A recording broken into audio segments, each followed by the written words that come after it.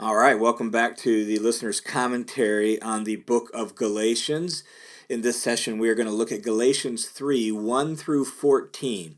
And Galatians 3, 1 through 14 really breaks down into three pieces. The first piece will focus on the Galatians and their experience, and that's verses 1 through 5. Verses 6 through 9 will focus on Abraham and faith.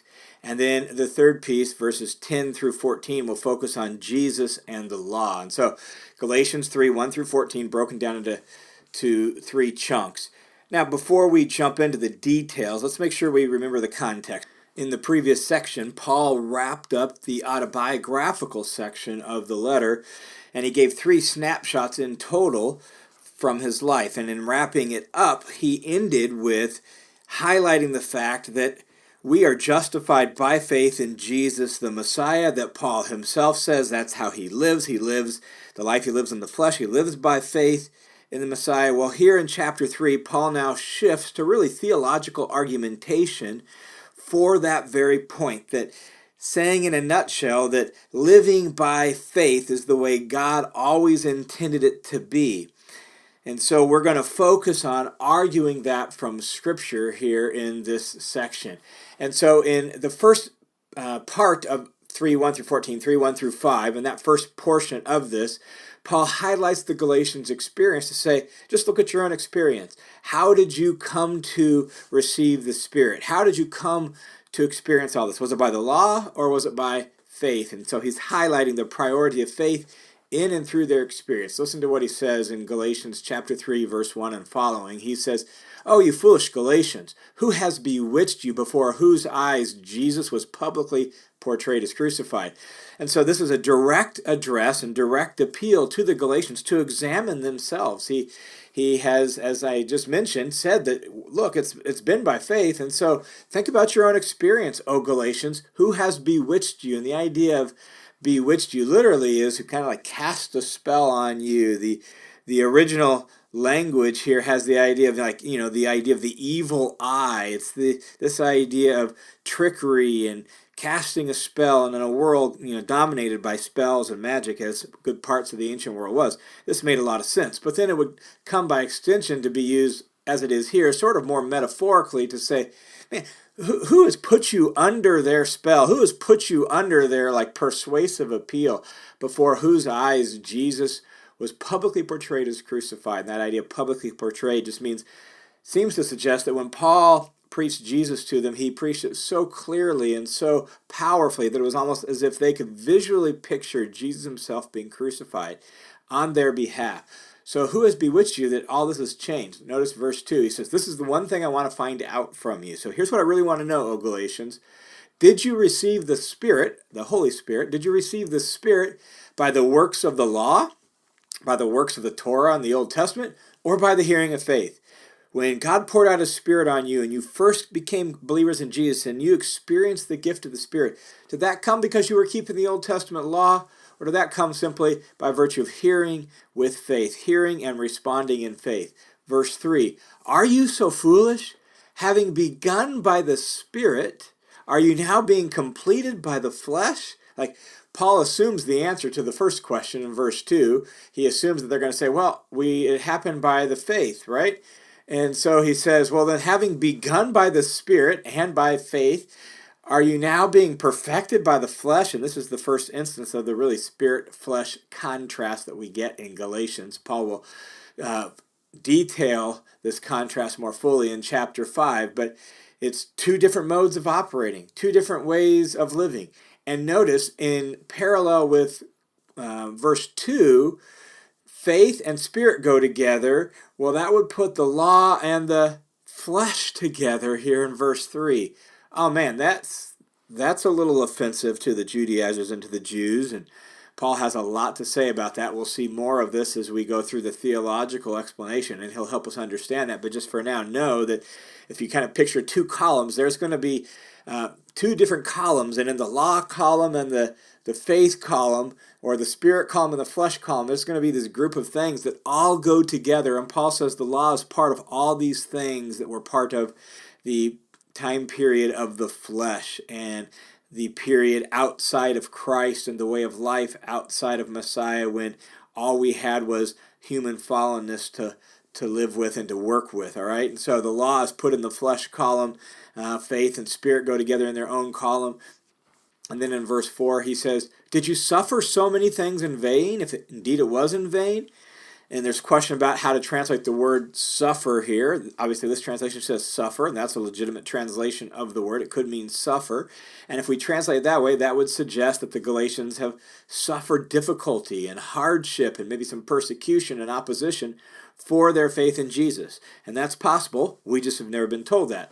Or that word suffer could be translated just experience, and then it would just be more general to say, did you experience so many things? Did you experience the Spirit? Did you experience some of the miracles that he's going to mention here in a second? Did you experience the goodness of God in vain? And so, is it general experience, or does it refer to actual opposition and hardship? It's not totally clear. I tend to think general, but it's not totally clear. So, did you experience, or perhaps suffer, so many things in vain, if indeed it was in vain?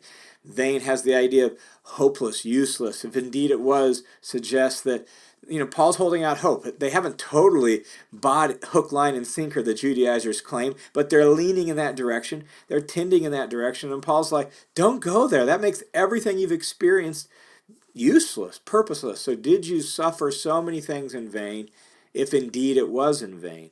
And then verse 5, he says, so then, therefore then, does he who provides you with the Spirit and who works miracles, there's that experience of miracles among you by virtue of the power of the Spirit, through Paul and his team, perhaps through others who were endowed with this ability to work miracles, does he, God, who provides you with his Spirit and who works miracles among you, does he do it by the works of the law, or does he do it by the hearing of faith? And so this sets up the key issue for Paul really here in Galatians. The key issue is this contrast between works of the Torah, works of the Old Testament law, and hearing with faith and faith in Jesus Messiah.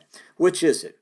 How is God now currently marking out his people and organizing his people and working among his people?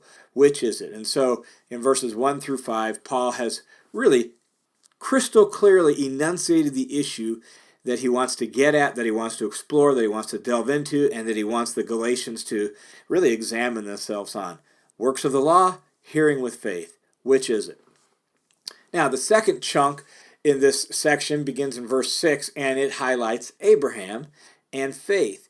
And it does so to make the point that faith is the way it's always and ultimately been. Faith is the key thing. Hearing with faith takes precedence and priority over the works of the law. And so that's the key point for this section, and really for all of chapter 3 and into chapter 4 from this point on. That's going to be the main thrust of the theological argumentation, is the priority of faith, particularly as seen in Abraham's experience.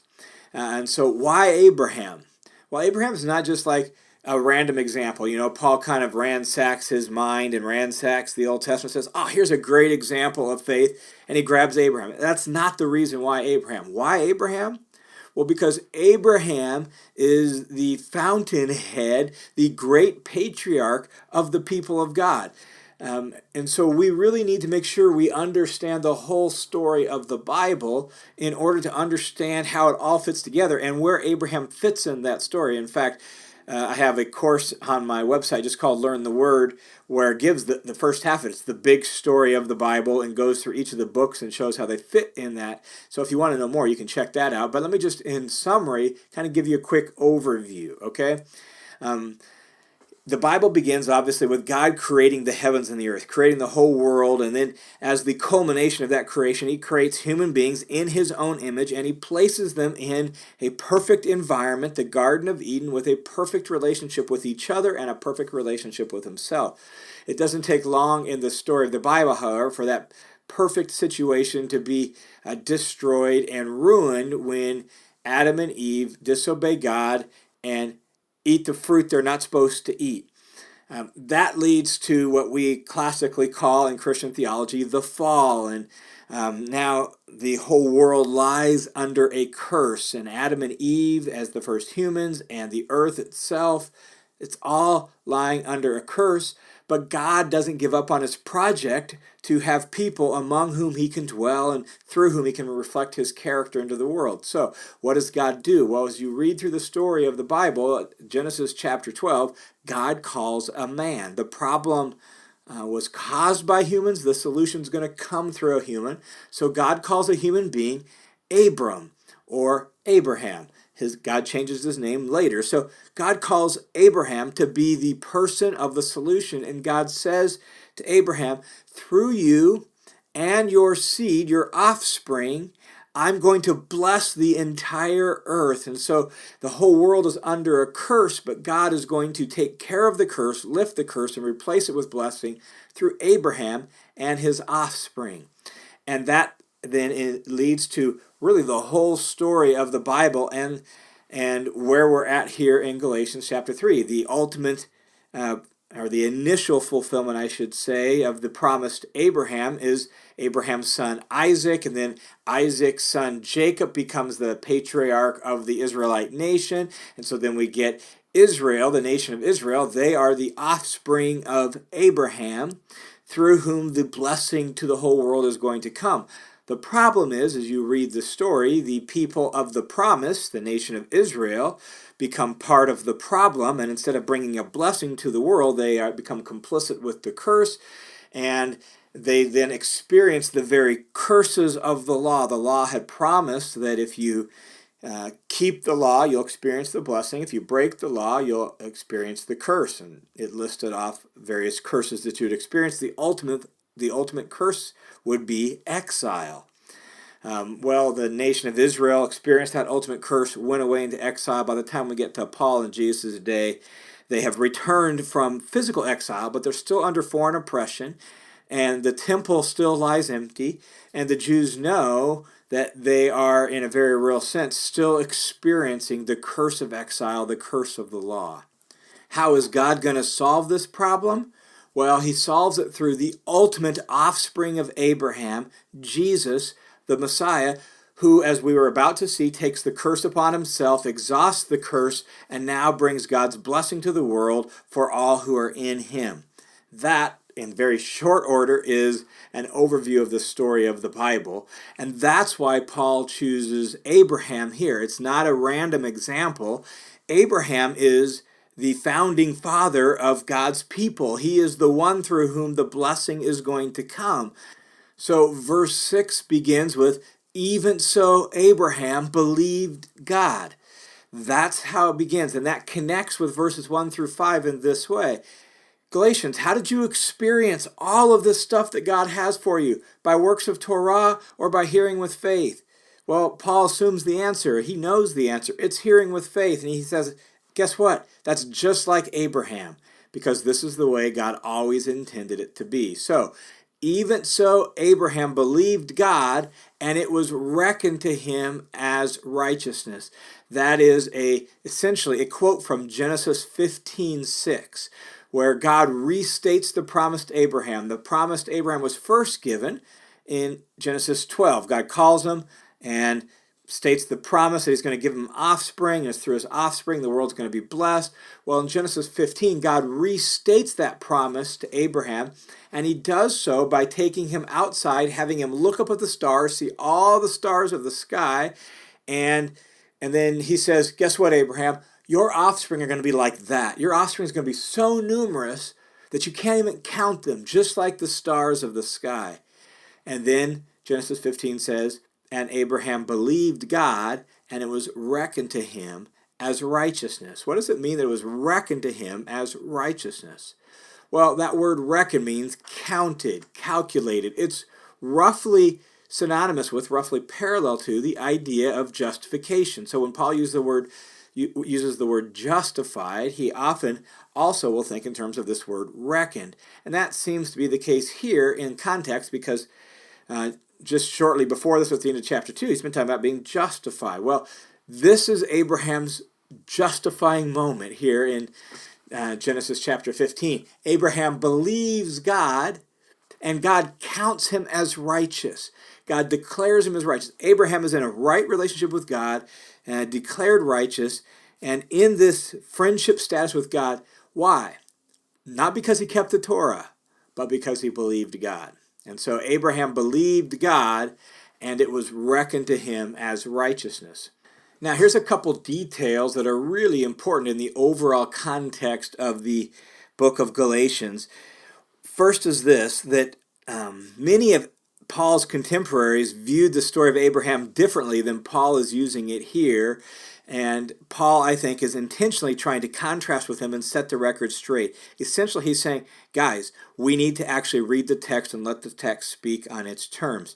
And the reason for that is because Abraham eventually is given the mark of circumcision to mark out his family by God. That happens in Genesis 17. And Jews, beginning in the intertestamental time period and down, or at least we have evidence of it from that time period down to Paul's day, began to essentially say that this mark of circumcision shows that Abraham basically kept the law before the law was ever given. And so they tended to speak of Abraham as sort of like a prototypical Jew and keeping the law in principle before the law was ever given. Paul is going to emphasize here, no, that's not what the text says. The text emphasizes faith. The text emphasizes Abraham's faith. It was his faith that got him counted righteousness, not his works of Torah, because the Torah hadn't been given. The second thing is not only that, not just the faith, but even look at the chronology. This happens in Genesis 15. The covenant of circumcision with Abraham is given in Genesis 17, and there are 14 years between these events. 14 years between Genesis 15 and Genesis 17. In other words, Abraham was counted righteous apart from circumcision for 14 years. Abraham was declared righteous in Genesis 15, in other words, as an uncircumcised Gentile. That's significant for the background of Galatians. In 3:7, then, Paul draws out the implication of this fact from Abraham's life. He says, therefore, be sure it is those who are of faith who are sons of Abraham. Who are the children of Abraham? Who are ultimately Abraham's descendants? Well, Paul says it's those who are of faith who are the sons of Abraham.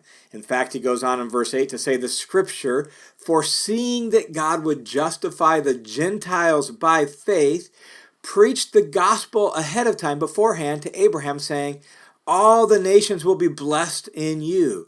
Notice that Paul says this is a gospel thing. And in fact, the gospel sort of is being preached ahead of time to Abraham, saying, all the nations will be blessed in you. One little technical note that's really important here in verse 8 is when it says, seeing that God would justify the Gentiles by faith, and all nations will be blessed in you. The word Gentile and the word nation is the same word in Greek, and it means both those things. And so translating differently here actually is confusing, and we lose clarity because of that. It's the same in both Hebrew and Greek. Whether Hebrew or Greek, the word for Gentile, the word for nations is the same word. And so seeing that God would justify the nations by faith, God said, all nations will be blessed in you, or all Gentiles will be blessed in you. So God had promised to Abraham that the Gentiles, the nations, would be blessed in him. And so Paul draws the conclusion in verse 9, so then, those who are of faith are blessed with Abraham the believer. So ultimately, it's faith. Abraham shows us God justifies people by faith. Not only that, Abraham himself was a Gentile when he was justified. God is going to bless all people, all nations, all Gentiles in Abraham. So it's those who are of faith who are blessed with Abraham, the believer. Now at this point, Paul turns his attention to the Old Testament law, right? The question is works of Torah or hearing with faith. He's shown how the priority of faith shows up right from the beginning of the story in the person of Abraham. Well, what about the law? And so verse 10, he turns his attention to the law, and this is what he says. For as many as are of the works of the law are under a curse, for it's written, cursed is everyone who doesn't abide by all things written in the book of the law to perform them. And I would say verse 10 is not particularly controversial, even to the Paul's Jewish audience. Most Jews of the day knew that the law had led to a curse. They knew their history. They knew their story. They knew the Old Testament. In other words, they, as a people, experienced it on a daily basis. The presence of the Roman soldiers all in and around Jerusalem, the fact that God's Shekinah glory had never returned to the temple, reminded them of the fact that in 586 BC, they were carried away into captivity, and the Jerusalem was laid waste by the Babylonians. And yes, they returned to their homeland, but no, they're not totally free from the curse, because they're still under foreign occupation, and God's presence is not returned to the temple. And so when he says, for as many are as of the works of the law are under a curse, most Jews in Paul's day nodded their head in agreement with that. They recognized that. The problem is Paul had a different solution than they did. The goal was, let's be as righteous and as holy as we can, and maybe God will lift the curse and he'll return to the temple. And so you have all these various groups of Jews, Pharisees, the Essenes that create the Dead Sea Scrolls, and all these little groups that are trying all their little approach to try to maybe be as pure and holy as possible, assuming that if we just keep the law good enough, that'll free us from the curse. But they don't disagree that they are under or experiencing the curse of the law, the ultimate curse of the law, exile. And so Paul says, he actually quotes from the law itself, from Deuteronomy 27, verse 26, cursed is everyone who doesn't abide by all things written in the book of the law to perform them. This is from that section of the Old Testament law that scholars often refer to as the Mount Ebal curses, where Moses is on Mount Ebal, and he's listing off the curses that will be experienced by the Jews if they fail to keep the Old Testament law, the ultimate of which was exile. So that's Deuteronomy 27:26. So the law brings a curse. Verse 11 tells us the solution to that, though I think we need to maybe consider a slightly modified translation to see that clearly. Let me read verse 11 to you, and then let me suggest how we could translate it, I think, a little bit better to see that this is the solution to the problem. Verse 11 says, now that no one is justified by the law before God is evident, for the righteous man shall live by faith.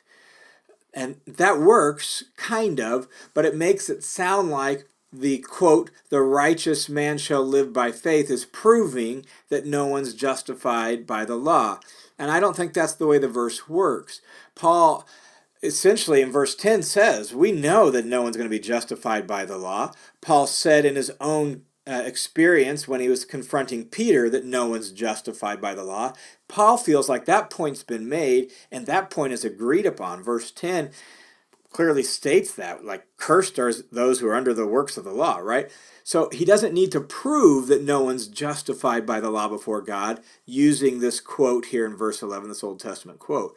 What he needs to do is provide a solution. And so I think the better translation of verse 11 is this. The word translated that at the beginning of verse 11 and the word translated for in the middle of verse 11 are the exact same word in Greek. It's the Greek word hoti. And hoti can mean that, or it can mean for/because, right? It can mean either one of those. And I think it's better in this case to reverse the order of the translation so that the first half is the because statement and the second half is the that statement. Let me read to you how the translation would sound in that case. Now, because no one is justified by God before the law, comma. That's the point he just made in verse 10. He's just restating verse 10 that this is the case. No one's going to be justified because we're under the curse. The law brought a curse. So now, because no one's justified by the law before God, comma, it is evident that the righteous man shall live by faith. And that is a quote from Habakkuk chapter 2, verse 4. Habakkuk 2:4, giving the solution to the problem. Since the law brings a curse, and since therefore no one's going to be justified before God by the Old Testament law, how are we going to be justified? It's evident that the righteous man shall live by faith. And that quote from Habakkuk is very, very important in view of Paul's thought world and how he's understanding all of this. In Habakkuk chapter 2, verse 4, Habakkuk has been complaining to God about the unrighteousness of the Jews. God says, don't worry, I'm going to solve that problem. I'm going to send the Babylonians, and they're going to come and take you away into exile. Then Habakkuk responds with, the cure is worse than the disease, God. What are you doing? And God basically says, you got to trust me on this one. The righteous man shall live by faith. Well, the Babylonians are being sent as the ultimate curse of the law. And so the context, the thought world for Paul is very, very closely connected to this idea of cursed is everyone who doesn't abide by all the things written in the book of the law to perform them. Habakkuk is dealing with that very curse, that the curse of exile, the curse of the Babylonians. And in that context, Habakkuk is told, here's the way righteous people live. Here's the way the just or justified person lives. He lives by faith. The word righteous and the word justified are from the same stem in Greek. They're both having to do with being right or being righteous, being just. And so how do you get justified? Well, look what God told Habakkuk. The way we get justified, even in the midst of the curse of exile, is we get justified by faith. And so we're back to this issue. For Paul, the solution to the curse of the law is faith. And not just faith in general, as in Habakkuk's case, but faith in a very specific person, faith in the Messiah, Jesus himself. So, now, verse 11, reading with my translation, now because the law brought a curse and no one is justified before God by the law, it's evident that the righteous one shall live by faith. However, verse 12, however, the law is not of faith. On the contrary, he who practices them shall live by them. So you have your options. Live by faith, live by doing the law. Which one are we going to do? Well, Paul has already shown living by doing the law didn't work for us. That led to the curse. The only option that's really workable left is living by faith. And so we need to now live by faith. And so Paul says in verse 13, Christ redeemed us from the curse of the law, having become a curse for us. So the law brought a curse, but God took care of the curse. How? Well, Messiah redeemed us from the curse of the law by becoming a curse for us. To redeem means setting us free. The word redeem or redemption always is the payment of a price to set someone free or something free. And so Messiah, Christ, paid a price to set us free from the curse of the Old Testament law. He did so by becoming a curse for us. When Jesus hung on the cross and died, he is experiencing the curse itself. He's taking the curse upon himself, absorbing the curse of the law, the curse of God's wrath, so that we could go free. For it is written, verse 13 goes on to say, cursed is everyone who hangs on a tree. This is a quote from Deuteronomy 21:23. It originally referred to hanging people on a pole or hanging people on a wall or some such thing after they had been killed, and it was a practice that demonstrated that this person had been cursed by God. And with the course of time in Jewish history, as history changed and all of a sudden you get to the Romans and crucifixion, the Jews viewed people who were crucified as being under God's curse. And so Messiah here hanging on a cross is obviously cursed by God from the Jewish perspective. It was this that made the cross such a stumbling block to the Jews. They couldn't get past the fact that how would God curse his own Messiah? Well, for Paul, that was necessary. The curse that the Messiah experienced was necessary so that God's people could be freed from the curse in him. And so Jesus took the curse upon us so that we could go free from the curse of the law. And the result of that in verse 14 is really two. He says this in verse 14, in order that in Christ Jesus the blessing promised to Abraham might come to the Gentiles. So the blessing that was promised way back in Genesis chapter 12, 15, and so on, that blessing now can finally come to the Gentiles, and all the Gentiles can come into the family of God. That's the first result, so that we, probably we all, meaning not just we Gentiles, not just we Jews, but we all, the people of God, so that we all would receive the promise of the Spirit through faith. And that's the conclusion Paul wants to drive home ultimately is, how, O Galatians, did you receive the Spirit? Well, it came by faith. That's how it came. And that's the way God has always intended it to be. That's the whole story of Abraham revolves around faith. God's people are marked out by the very same kind of faith as Abraham. The law brought a curse, and Jesus freed us from that curse so that we could experience the blessing of Abraham by virtue of faith. So this section really highlights for us the priority of faith. God's way is the way of faith. Whatever else you would put in, whatever blank you would try to fill in to say, well, in order to really be part of God's people, you need whatever you need to do, right? Like whatever we would put in there, like God's people are marked out by faith plus, whatever it is, faith plus church attendance, faith plus daily devotions, faith plus this, believing this, faith plus this political party, whatever it is. No, Paul says it's faith. It's faith. It's faith in Jesus that marks out the people of God. And so we are free from the curse by virtue of faith and nothing else. And that's the primary point being made here. And that's the point I think we need to wrestle with as God's people today. What does it look like to be people who live by faith like Abraham, who trust God like Abraham did, who look at the promises of God and says, I don't see how, and I'm not sure how it's going to happen, but God, I trust you. God's people are marked out by faith. And so the operating method for the people of God is faith. I think another important little implication of this section that we should think through is God called Abraham to himself so that he could bless the nations through him. And now in Christ, we experience the blessing of Abraham, not so that we can keep it all to ourselves, but so that we can extend that blessing and fulfill God's dream of being a blessing to the world, a blessing to the nations, a blessing to all mankind. Blessed people bless people. And in Abraham, God is bringing his blessing to the world through the Messiah and through the Messiah's people. And so we now are part of the blessed people, and that means our job is to be a blessing to the world. So in your sphere of influence, wherever you live and with the people you interact with, how can you bring the blessing of God's goodness and God's grace and God's rescue and God's restoration to your world?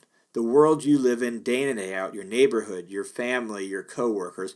How can you be a blessing to them as you walk by faith in Jesus, the Messiah?